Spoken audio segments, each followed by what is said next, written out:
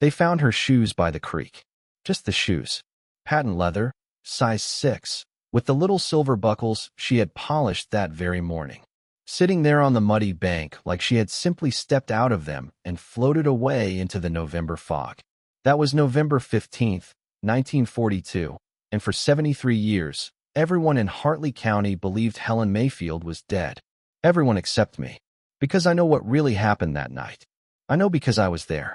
And now, after all these decades of silence, after burying this secret so deep I almost convinced myself it wasn't real, I'm finally ready to tell you the truth about what happened to the most beautiful girl in Nebraska and why her disappearance changed everything we thought we knew about justice, about loyalty, and about the terrifying things ordinary people are capable of when they believe no one is watching.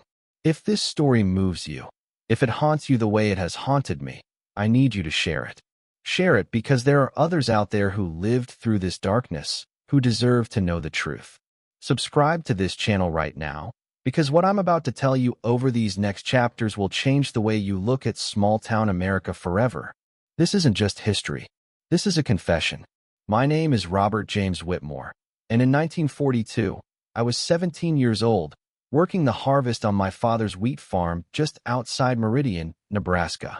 Meridian wasn't much to look at then, and it's even less now. A main street with a general store, a post office, a white-clapboard church, and about 300 souls who knew each other's business better than they knew their own hearts. We were farm people, church people, people who believed that hard work and prayer could solve any problem the world threw at us. The war had come to Europe and the Pacific, and our boys were shipping out by the dozens, leaving behind sweethearts and mothers and fields that needed tending. Those of us who stayed behind carried a peculiar kind of guilt, the weight of wondering if we were cowards or simply necessary, if the wheat we grew mattered as much as the blood being spilled across oceans we'd never see. Helen Mayfield was the daughter of Thomas Mayfield, who owned the largest farm in the county and sat on the town council with a silver pocket watch and an opinion about everything. The Mayfields had come to Nebraska 3 generations back, turning prairie grass into an empire of corn and cattle. They lived in a white Victorian house on the hill overlooking town, and every Sunday they sat in the front pew at First Methodist, Helen between her parents in dresses her mother ordered from catalogs in Chicago. She had hair the color of autumn wheat and eyes like the summer sky just before a storm rolls in. When she walked down Main Street, men forgot what they were saying mid-sentence. When she laughed, it sounded like church bells in spring. I was nobody. The Whitmore farm barely scraped by most years, and my father had a temper sharpened by disappointment and cheap whiskey. My mother had died giving birth to my sister Clara when I was 8, and something in my father broke that day and never quite healed. Clara was 9 years old that November, all knobby knees and wild dark hair, and she followed me everywhere like a shadow I couldn't shake. I didn't mind. She was the only person in the world who looked at me like I mattered.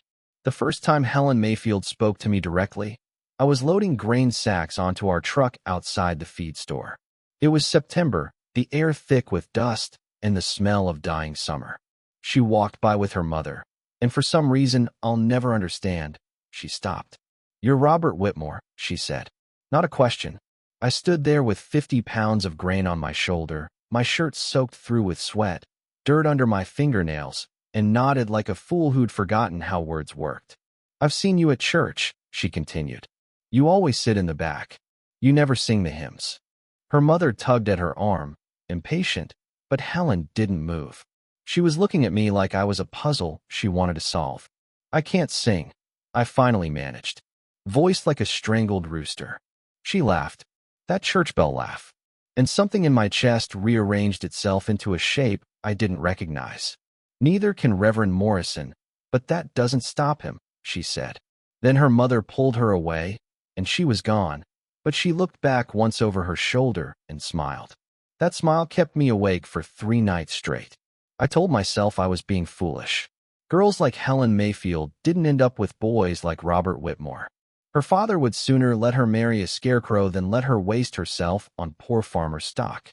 And besides, everyone knew Helen was practically engaged to William Garrett, the banker's son, who had broad shoulders and a future in politics and a smile that looked like it had been ordered from the same catalog as Helen's dresses.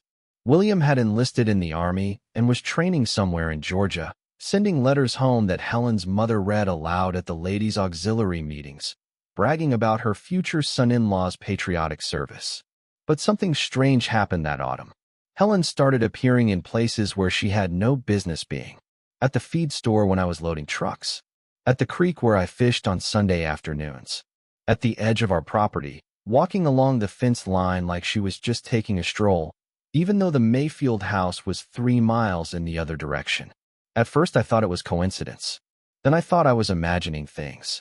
Then, one October evening, she found me in the old barn where I went to read dime novels by lantern light, away from my father's shouting and the endless work of the farm. "You're a hard man to find," she said, appearing in the doorway like something from a dream. I dropped my book.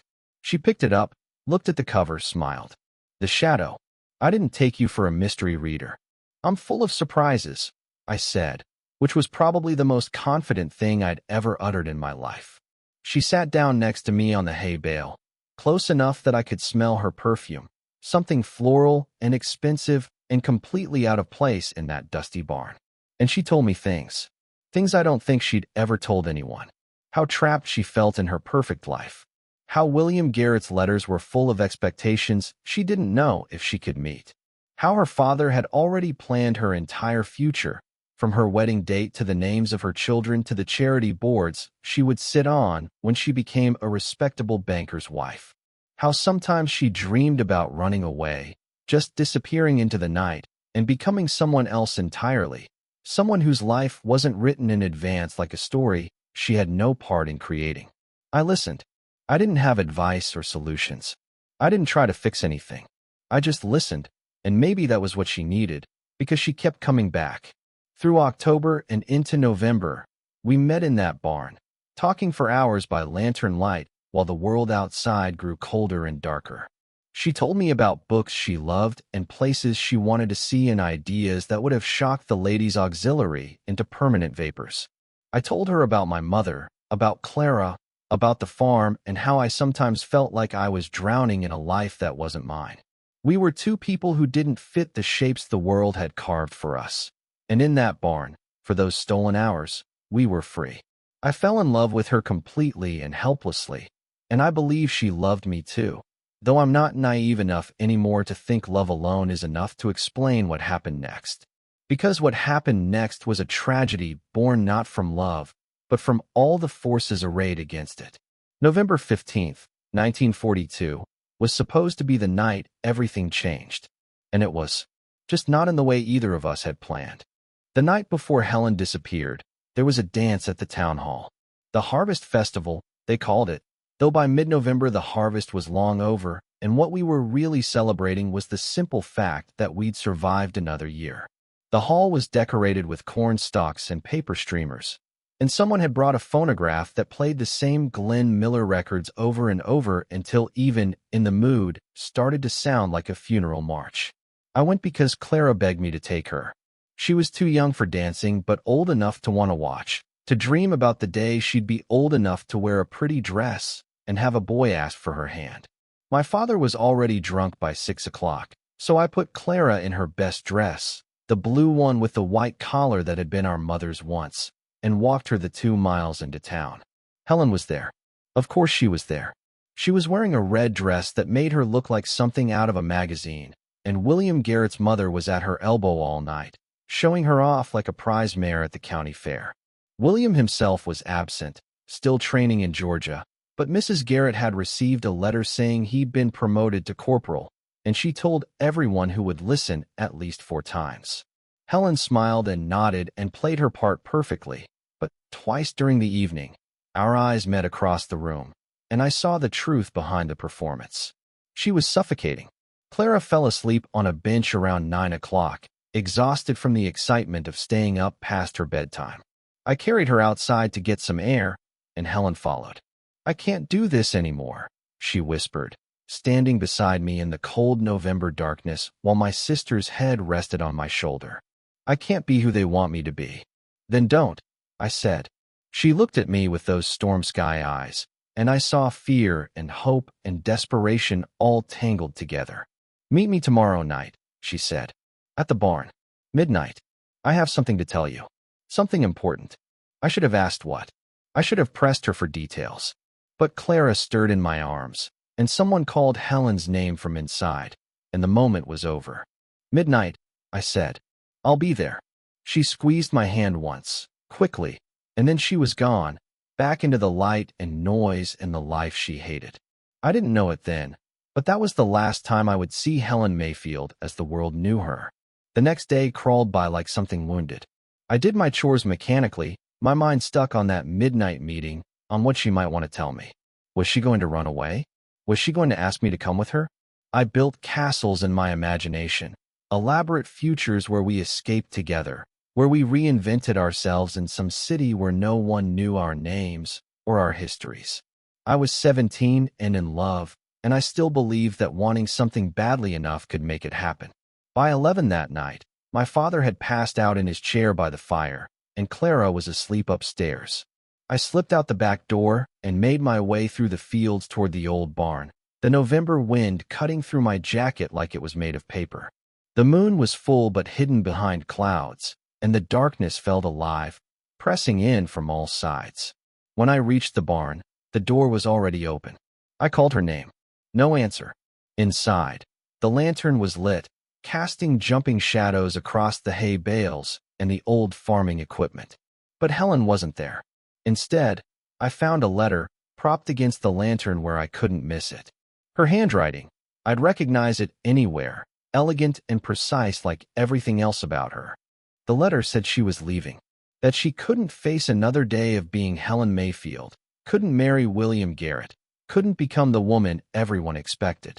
She thanked me for the hours in the barn, for listening, for seeing her as she really was.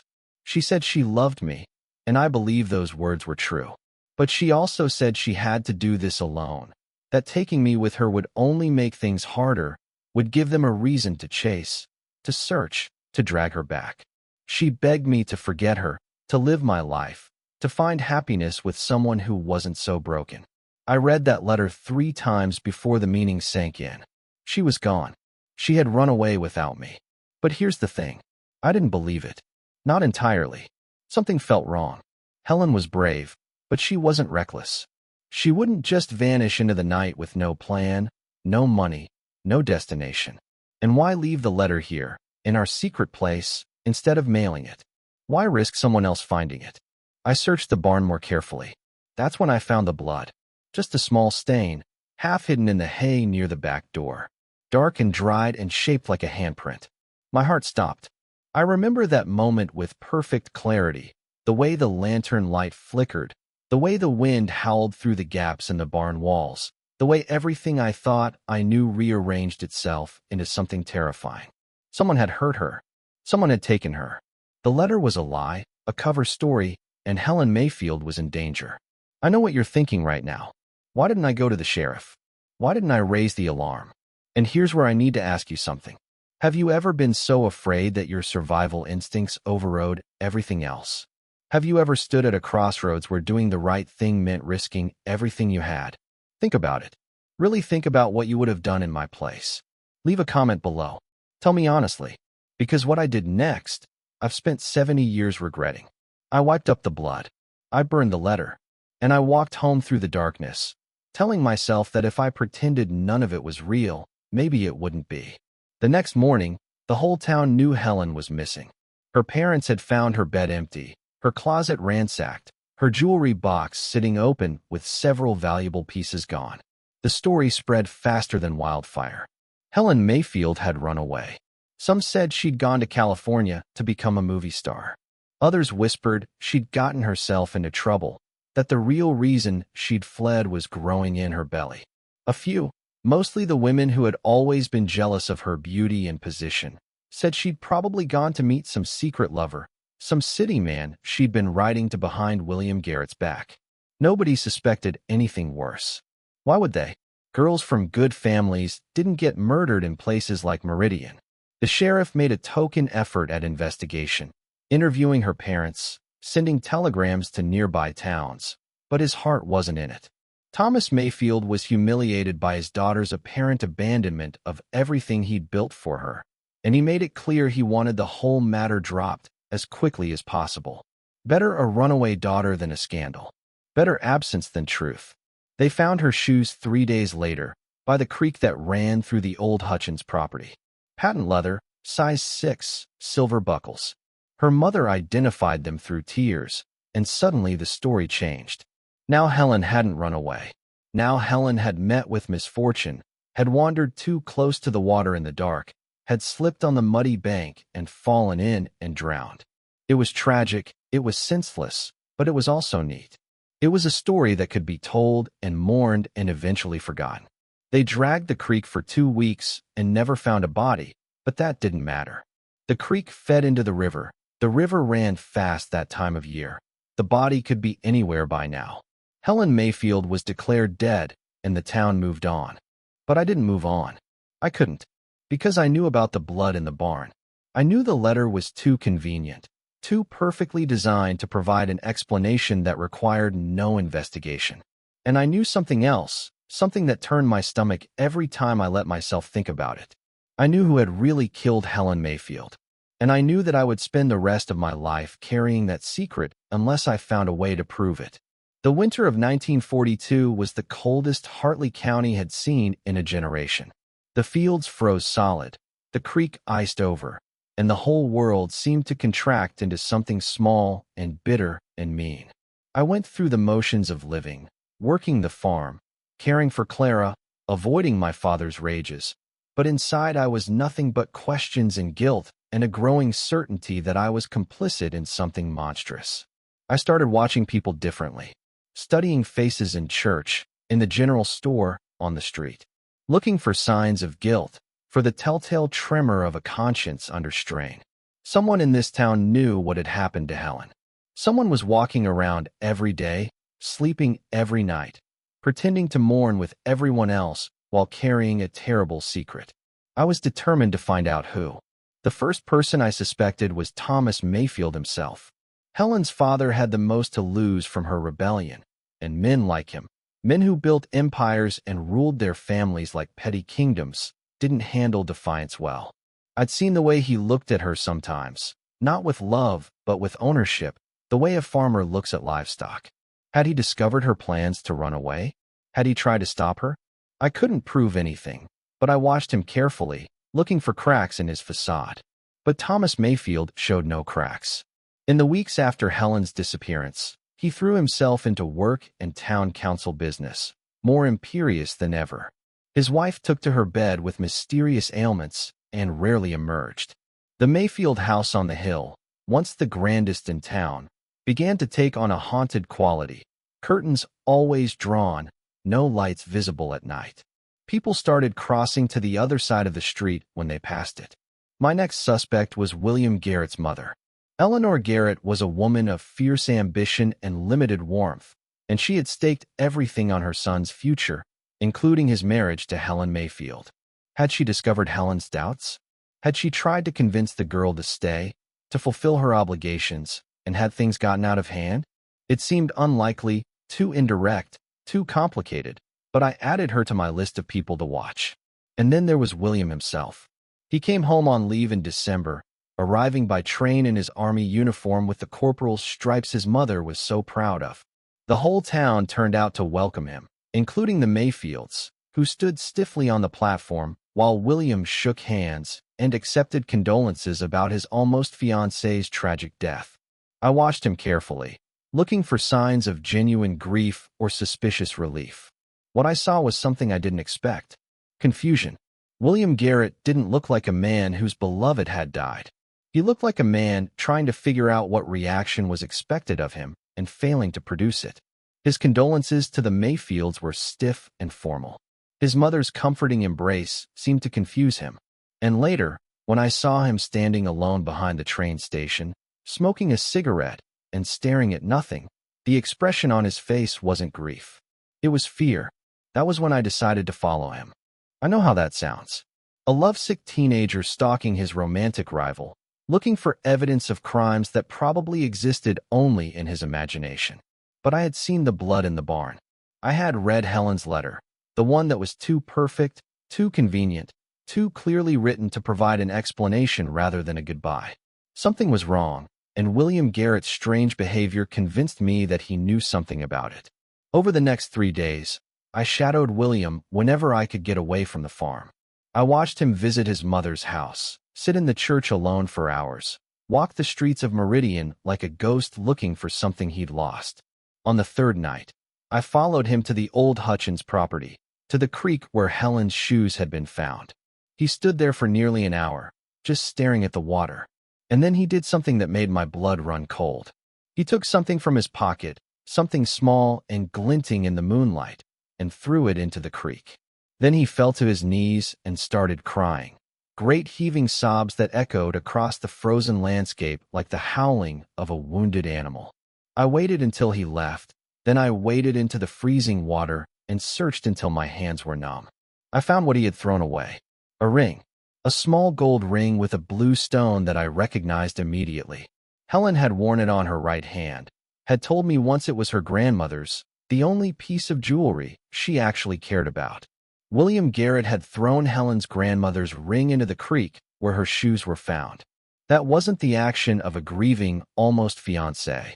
That was the action of a man disposing of evidence. I should have gone to the sheriff. I should have shown him the ring, told him about the blood in the barn, demanded a real investigation. But I was 17 years old, poor and powerless, accusing the son of the richest family in town of a crime everyone had already decided hadn't happened. The sheriff was a drinking buddy of William's father. The town council was controlled by men who owed the Garretts favors. Who would believe me? Who would even listen? So I kept the ring. I kept it hidden in a tin box under the floorboards of my room, along with my other treasures, a photograph of my mother, a letter she'd written to my father before I was born, a silver dollar my grandfather had given me. And I started digging, quietly, carefully, into William Garrett's past, looking for anything that might explain what I'd witnessed at the creek. What I found was worse than I could have imagined. William Garrett wasn't the golden boy everyone believed him to be. Behind the handsome face and the charming smile was something darker, something that had been carefully hidden by his family's money and influence. I heard whispers from servants, from the men who worked at the bank, from a girl in the next town over who had known him in high school. Stories of cruelty, of sudden rages, of a temper that could turn violent without warning. A maid at the Garrett house had quit suddenly 2 years earlier, no explanation given. But people noticed she wouldn't make eye contact with William after that. A boy from William's class had ended up in the hospital with broken ribs after a disagreement over a card game. But no charges were ever filed. The Garretts paid for the boy's medical bills, and his family stopped talking about what had happened. The picture that emerged was of a young man who had learned early that money could make problems disappear, that violence had no consequences if you were wealthy enough to escape them. And Helen had been planning to leave him. Helen had been about to humiliate him in front of the whole town, to reject the future he'd been promised, to choose poverty and uncertainty over a life as Mrs. William Garrett. A man like William wouldn't have accepted that rejection quietly. A man like William would have seen it as an attack on everything he believed he was entitled to. And a man like William might have done something unforgivable to make sure that rejection never happened. But knowing and proving are different things. I had a ring, a bloodstain, and a collection of rumors and whispers. I had no body, no witnesses, no evidence that would hold up in any court. And William Garrett was heading back to the war in 2 days, putting himself beyond my reach, wrapping himself in the flag of patriotism that would make any accusation against him seem petty and unpatriotic. I had 2 days to find proof, 2 days to get justice for Helen, and I had no idea how I was going to do it. That's when Clara found my tin box. Clara was 9 years old, too young to understand what she was looking at, but old enough to know that secrets hidden under floorboards were important. She found the ring while I was out doing evening chores, and when I came back to my room, she was sitting on my bed holding it, turning it over and over in her small hands. "This is pretty," she said. "Where did you get it?" My first instinct was to lie. to make up some story about finding it in a field or buying it at a market. But Clara had our mother's eyes, and something about the way she looked at me made lying impossible. It belonged to Helen Mayfield, I said. Clara's face went serious in that way children's faces do when they sense adult gravity. The girl who drowned? She didn't drown, Clara. I sat down next to her and took the ring from her hands. Someone hurt her. Someone took her away. And I'm trying to find out who. I shouldn't have told her. She was too young, too vulnerable, and what I was doing was dangerous. But I was 17 and alone with this terrible knowledge, and Clara was the only person in the world I trusted completely. So I told her everything. The meetings in the barn, the letter, the blood, William Garrett at the creek.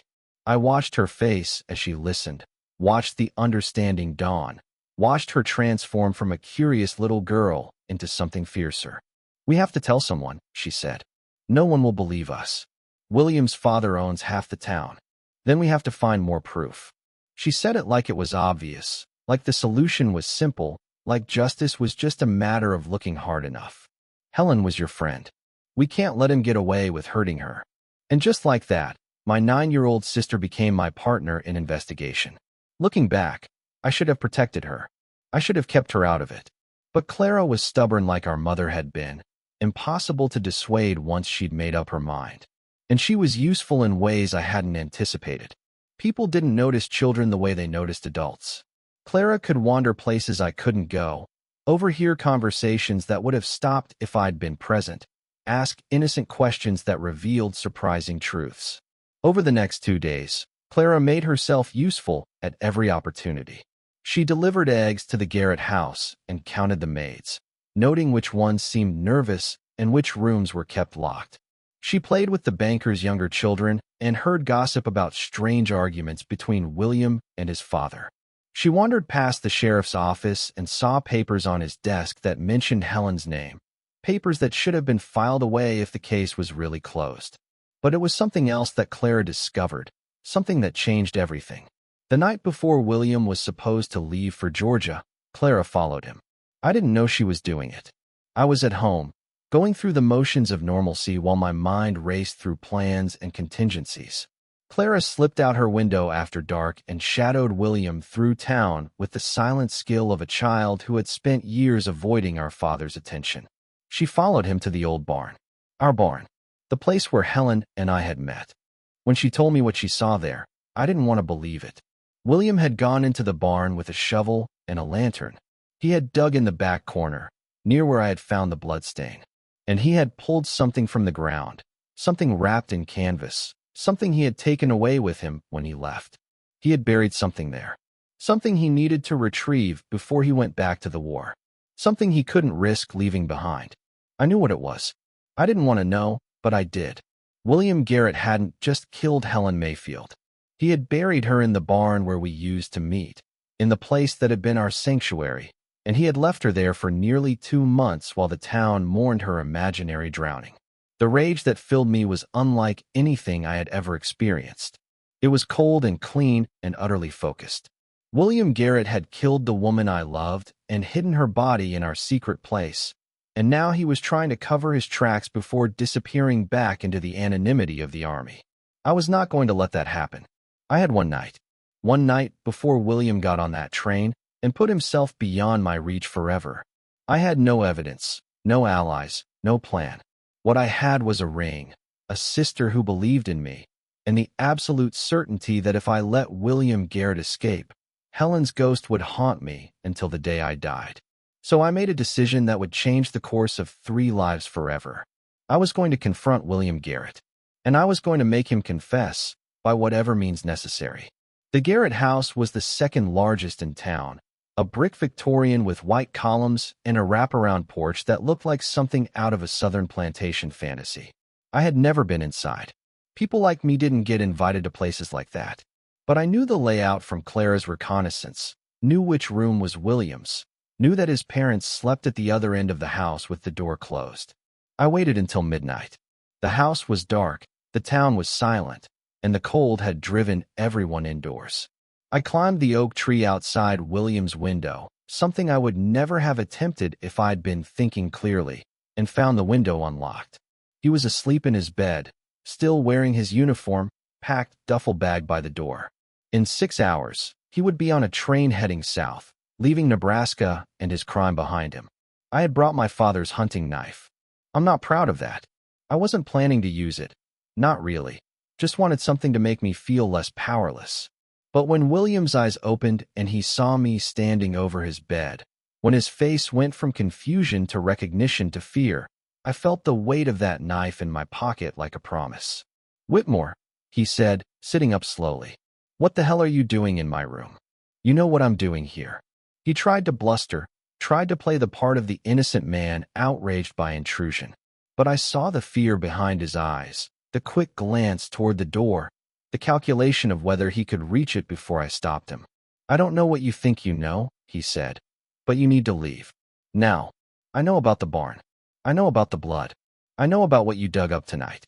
I pulled the ring from my pocket, held it up so he could see it glinting in the moonlight. "I know about this." His face went white. For one long moment, the mask of confidence and entitlement slipped, and I saw the truth of William Garrett. He was afraid. He had been afraid for months, living with what he had done, waiting for someone to discover it. And now someone had. "Where did you get that?" His voice was barely a whisper. "You threw it in the creek, along with her shoes." Like that would be enough to make everyone believe she drowned. I stepped closer, and he flinched back against the headboard. "But I know she didn't drown, William. I know exactly what happened to Helen. And you're going to tell me why." What followed was not a confession. Not exactly. It was something stranger, something that still haunts me to this day. William Garrett started talking, slowly at first, then faster and faster, like he had been waiting for someone to ask, waiting for someone to force him to unburden himself of a guilt that had been eating him alive.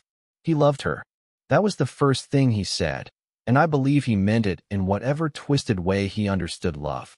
He had loved Helen Mayfield since they were children, had built his entire future around the assumption that she would be his wife, that together they would be the golden couple of Hartley County.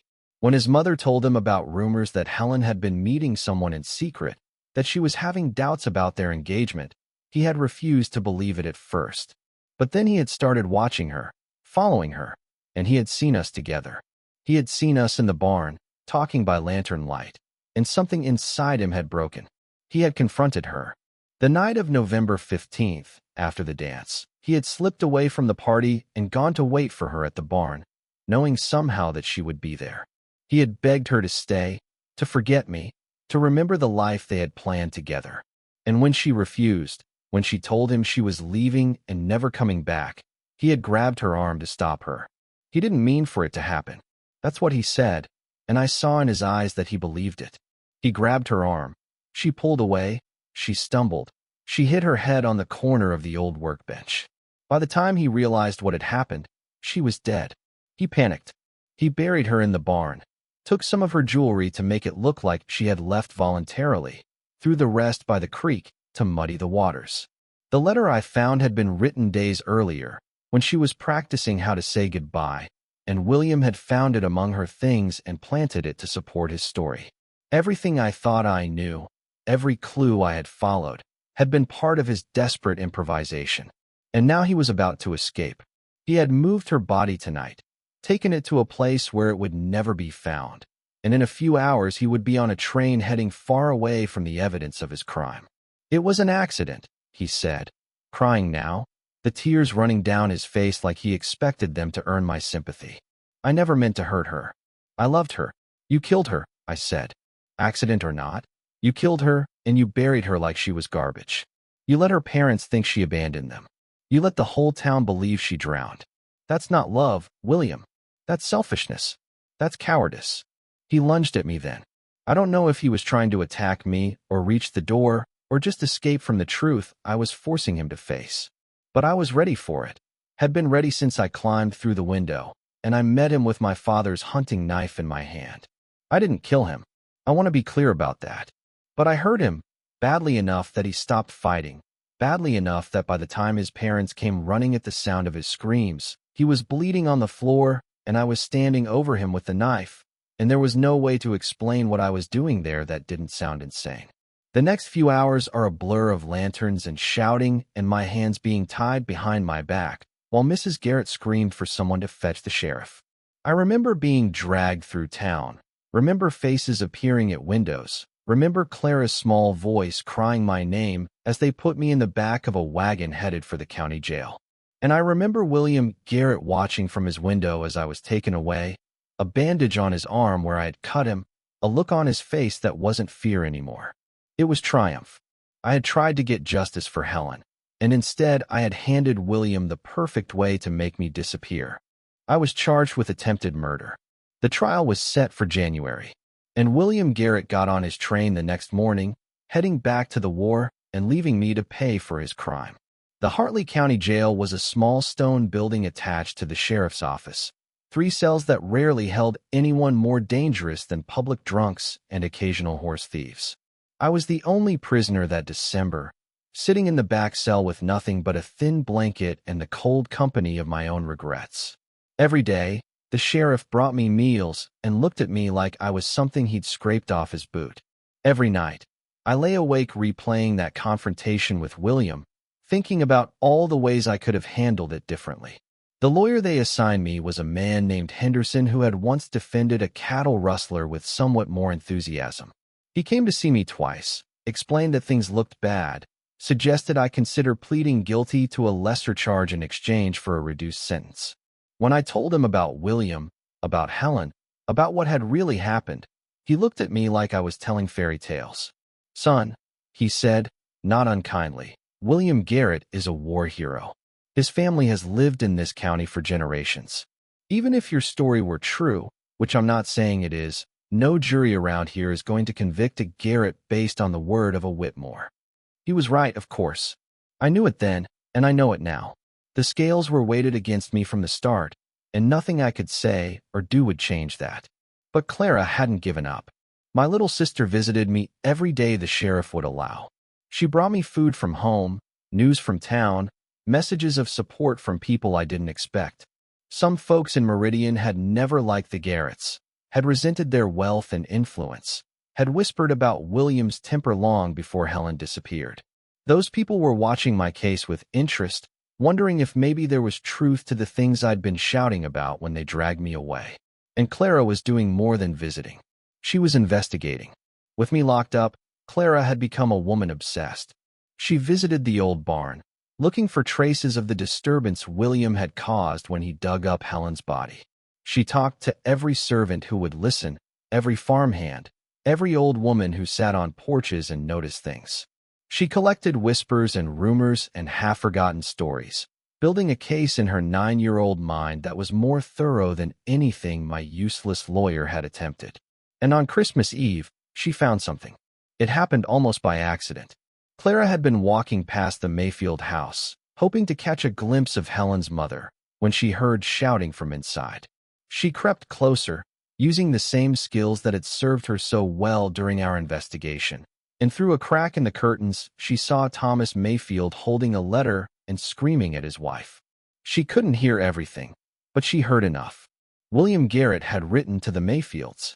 The letter had arrived that morning, and whatever it contained had sent Thomas Mayfield into a fury unlike anything Clara had ever witnessed. She heard words like betrayal and blood and my daughter's honor.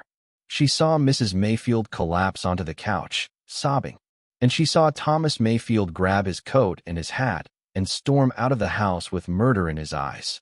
She followed him. Of course she followed him. Thomas Mayfield went straight to the telegraph office, sent a message she couldn't see, then walked to the church and sat in the front pew for 2 hours, staring at the altar like a man who had seen the face of God and found it wanting. When she told me all this the next morning, I felt the first flutter of hope I'd experienced since my arrest. Something had changed. Something in William's letter had broken whatever spell was keeping the Mayfields silent. And if Thomas Mayfield knew the truth about his daughter's death, maybe he would finally do something about it. 3 days later, Thomas Mayfield came to see me in jail. He was a broken man. The imperious patriarch who had ruled Hartley County from his hilltop mansion was gone, replaced by a hollow-eyed ghost who looked 20 years older than his actual age. He sat down across from me in the visiting area, and for a long moment, he didn't speak. Then he reached into his pocket and pulled out a letter. The same letter Clara had seen him holding on Christmas Eve. "William Garrett wrote to me," he said, his voice barely above a whisper. "He wrote to confess what he had done to my daughter. He said the guilt was killing him, that he couldn't live with himself anymore, that he wanted me to know the truth even if it meant destroying him." I stared at the letter, hardly believing what I was hearing. "He said you were right," Thomas continued, "that you figured it out, that you came to confront him, that he lied to protect himself. He said Helen is buried on the old Wilson property, 3 miles east of town, under an oak tree with a split trunk." He drew a map. The letter trembled in his hands. I could see tears running down his face, could see the terrible weight of what he was telling me. My daughter was murdered, and I've spent 2 months mourning a lie while the man who killed her walks free. What are you going to do?" I asked. Thomas Mayfield looked at me with eyes that had seen too much. "I'm going to make this right. I'm going to find my daughter's body, and I'm going to bring William Garrett to justice. And I'm going to make sure you're released from this jail before the sun sets tomorrow." He stood up, clutching the letter like it was the last solid thing in a world that had turned to quicksand. "I'm sorry, son. I'm sorry we didn't believe you. I'm sorry about all of it." And then he was gone, leaving me alone with hope and grief and the strange understanding that William Garrett's guilt had finally caught up with him. They found Helen exactly where William said she would be. Thomas Mayfield led a group of men to the Wilson property on New Year's Day, and under the split oak tree, wrapped in the same canvas Clara had described, they found what remained of the most beautiful girl in Nebraska. Her grandmother's ring was missing, but everything else was there, including the wound on the back of her head that proved this was no drowning, no accident, no runaway story. The scandal that followed tore Hartley County apart. William Garrett was arrested by military police and returned to Nebraska to face charges. His mother collapsed and had to be hospitalized. His father resigned from the bank and withdrew from public life. The sheriff who had arrested me was replaced by a man from the next county over, one who had no connections to the Garrett family. My lawyer Henderson quietly stopped returning to his office, and people whispered that he had been paid to throw my case. And I was released. Just like Thomas Mayfield had promised, I walked out of that jail before sunset the day after his visit. All charges dropped, my name cleared, my reputation restored. The people who had looked at me like a criminal just days before now looked at me like something between a hero and a prophet. I had tried to tell them the truth, and they hadn't listened, and now they would have to live with that. But I didn't feel like a hero. I felt empty. Helen was still dead, and nothing that happened now could bring her back. William Garrett would face justice, but that justice couldn't undo what had been done. The girl I loved was buried under an oak tree for 2 months while I walked by that spot a dozen times, never knowing, never sensing, never finding a way to save her. Clara was the one who pulled me back from that despair. "She would want you to live," she told me on the night I came home, sitting with me in the barn where Helen and I had shared so many hours. "She would want you to remember her, but she would want you to live." That's what love means, isn't it? Wanting the person you love to be happy, even when you can't be there to see it. My 9-year-old sister had become wise beyond her years. The investigation, the trial, the weeks of carrying knowledge too heavy for a child had transformed her into someone older, someone stronger. I looked at her in the lantern light, and I saw the woman she would become, the mother of my future nieces and nephews, the rock of our family for decades to come. And I realized she was right. Helen had loved me. I had to believe that, had to hold on to it. And Helen would have wanted me to find a way forward. The trial took place in April of 1943, in a courthouse packed with spectators from 3 counties. William Garrett was charged with manslaughter, his lawyer arguing that Helen's death had been an accident, that he had merely compounded his crime with panic and poor judgment. I testified about what I had seen and heard, about the blood in the barn, about his confession in his bedroom that night. Clara testified too, despite being barely 10 years old, her voice steady and clear as she described following William to the Wilson property. The jury deliberated for 2 days. When they came back, they found William Garrett guilty of manslaughter and obstruction of justice. The judge sentenced him to 25 years in state prison. It wasn't enough. 25 years wasn't justice for Helen's life, for her parents' suffering, for the months of lies and misdirection. But it was something. It was an acknowledgement that what he had done was wrong, that even wealth and influence couldn't protect you forever, that the truth had a way of clawing its way to the surface no matter how deep you tried to bury it. William Garrett served 18 years of his sentence before being released on parole in 1961. I never saw him again. I heard he moved to California, changed his name, tried to start over far from Nebraska and the memories that haunted him. Whether he succeeded, whether he found peace or just a different kind of punishment, I never learned and never cared to find out. Because by then, I had built a different life. I married in 1947, a woman named Elizabeth who had moved to Meridian from Iowa to teach at the elementary school. She knew about Helen. Everyone did by then. The story of the disappearance and its aftermath had become local legend, told and retold until some of the details had drifted into myth. But Elizabeth didn't see me as the tragic hero of that story. She saw me as a man worth loving, flawed and haunted, but still capable of building something good. We had 3 children, 2 boys and a girl. I watched them grow up in a world far different from the one I had known, a world where the war had ended and the country had prospered, and the dark years of the early 40s seemed like ancient history. I never forgot Helen, but I learned to carry her memory as something precious rather than something painful.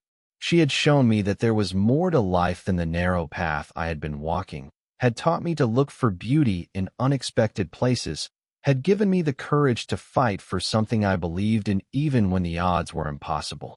Clara grew up and married a farmer from the next county over. She had 5 children of her own, and she never lost that fierce certainty that had carried us through our investigation. When her children misbehaved, she would tell them stories about their Uncle Robert and the girl who disappeared, about how truth and persistence could overcome even the darkest circumstances. I always felt embarrassed when I heard her telling those stories, but I understood why she did it. She wanted them to know that ordinary people could do extraordinary things. She wanted them to believe that justice was worth fighting for. The Mayfield house on the hill stood empty for years after Thomas and his wife passed away. Eventually, it was bought by strangers, renovated, turned into something modern and unrecognizable. The old barn where Helen and I had met was torn down in the 60s to make way for new development. The creek where her shoes were found still runs through the property, but the banks have been reinforced with concrete, and children play there in summer without any knowledge of what happened in that spot 80 years ago. I'm 94 years old now, telling this story for the first time in my life. Elizabeth passed away 3 years ago, and our children have children of their own, and most of the people who lived through these events are gone. I've carried this secret for so long that sometimes I wasn't sure it was real, wasn't sure I hadn't dreamed the whole thing in the fever of adolescence. But the ring is still here. Helen's grandmother's ring, the one I fished from the creek that freezing December night. I keep it in a small box on my nightstand, and sometimes in the evening I take it out and hold it and remember a girl with autumn wheat hair and storm sky eyes who deserved better than she got. She would have been 96 this year if she had lived. I imagine sometimes what her life might have looked like, what kind of woman she would have become. Would she have been happy? Would she have found the freedom she was looking for? Would she have remembered me, the awkward farm boy who loved her in a barn by lantern light? I like to think she would have remembered. I like to think that somewhere, in whatever comes after this life, she knows what I did for her. She knows I didn't give up, didn't accept the comfortable lie, didn't let her death disappear into the fog of small-town gossip and deliberate forgetting. That's the victory, I suppose. The one I can claim even now, after all these years. I kept her memory alive. I found the truth when everyone else was willing to accept the fiction. I made sure that the man who killed her paid a price for it. And I loved her. From the first time she spoke to me outside the feed store until this moment right now, I have loved Helen Mayfield. That love shaped me, challenged me, nearly destroyed me, and ultimately saved me. It led me to Elizabeth, to my children, to the life I've lived for 9 decades. It taught me that some things are worth fighting for, even when you lose. Especially when you lose. I'm going to give the ring to my granddaughter when I'm gone. Her name is Helen, named after the girl in the story her grandmother Clara used to tell. She's 18 years old, the same age Helen Mayfield was when she died, and she has the same fierce spirit, the same refusal to accept the shape the world tries to press her into. She'll know what the ring means. She'll understand the weight of it. And maybe, when she's old like me, she'll tell this story to someone new, and Helen Mayfield will live on for another generation. That's all we can ask for, really. To be remembered, to be loved, to matter, even after we're gone. I think Helen would have liked that ending. I think she would have liked that very much. The creek still runs through Hartley County. The wheat still grows in the fields. The seasons change and the years pass and life continues, as it always does, carrying us forward into futures we can't imagine. But somewhere in that forward motion, there's room for looking back. Room for remembering the ones we loved and lost. Room for stories like this one, stories of darkness and light, of tragedy and triumph, of a love that was cut short but never quite ended. Helen Mayfield disappeared on November 15, 1942. But she was never really gone. She lives in the ring I hold.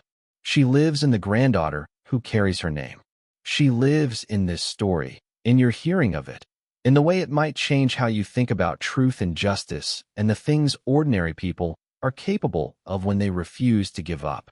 And if you've made it this far, if you've listened to an old man ramble about events that happened before most of you were born, then I have one last thing to ask you. Share this story, not for me, but for Helen. Share it so that her name lives on, so that what happened to her isn't forgotten, so that somewhere out there, someone who needs to hear about persistence and love and the possibility of justice might find a reason to keep fighting. Subscribe to this channel. Tell others about what you've heard. Because stories like this one, stories of ordinary people standing up against injustice, are the only weapons we really have against a world that wants us to forget, to accept, to move on. Helen Mayfield didn't get to live her life, but her story, finally told after 70 years of silence, can live forever. That's not a replacement for justice. It's not a perfect ending, but it's something. And sometimes, something is enough.